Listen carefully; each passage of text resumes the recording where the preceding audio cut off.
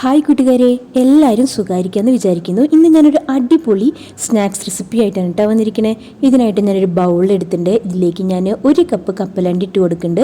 അതുപോലെ തന്നെ ഒരു കൊച്ചു സവാള ഇതിലേക്ക് ഇട്ട് കൊടുക്കുന്നുണ്ട് കേട്ടോ. പിന്നെ ഒരു ചെറിയ തക്കാളി കുനുകുനാന്ന് അരിഞ്ഞത് ഇട്ട് കൊടുക്കുന്നുണ്ട്. എല്ലാം ചെറുതായിട്ട് അരിയണം കേട്ടോ. അതുപോലെ തന്നെ ഒരു ചെറിയ പച്ചമുളക് ഇട്ട് കൊടുക്കുന്നുണ്ട്, വട്ടൻ അരിഞ്ഞത്. പിന്നെ കുറച്ച് മല്ലിയില ഇട്ട് കൊടുക്കുന്നുണ്ട് കേട്ടോ. പിന്നെ ഇതിന് ആവശ്യത്തിന് കുറച്ച് ഉപ്പ് ചേർത്ത് കൊടുത്തിട്ടുണ്ട്. ഒരു 1/4 ടീസ്പൂണോളം ഇട്ട് കൊടുത്തിട്ടുണ്ട് കേട്ടോ. പിന്നെ ഇതിലേക്ക് ഒരു 1/4 ടീസ്പൂൺ മുളക് പൊടിയും ഇതുപോലെ ഒരു 1/4 ഭാഗം ചെറുനാരങ്ങയുടെ നീരും ഞാൻ ഇതിലേക്ക് ഒഴിച്ചു കൊടുക്കുന്നുണ്ട് കേട്ടോ.